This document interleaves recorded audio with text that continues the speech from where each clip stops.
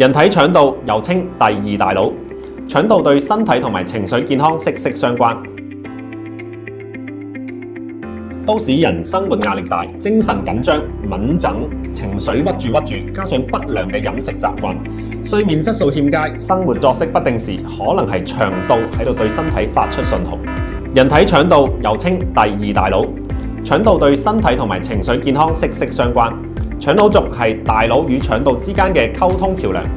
攝取有科研實證嘅益生菌可以調節腸腦軸。有研究指出，調節情緒嘅快樂因子有90% 喺腸道入邊產生，有助穩定情緒、改善睡眠質素同埋促進大腦認知，提升整體生活素質。例如係補腦菌、副干諾乳酪桿菌、瑞士乳桿菌、青春雙歧桿菌，加埋腦磷脂、專利印度人參、高效甜睡維他命 B 同埋 D 等等嘅成分，就可以放鬆心情，提升快樂因子，令睡眠質素好咗，增加專注力同埋腦轉數。第二朝返工返學，大腦表現都得到提升。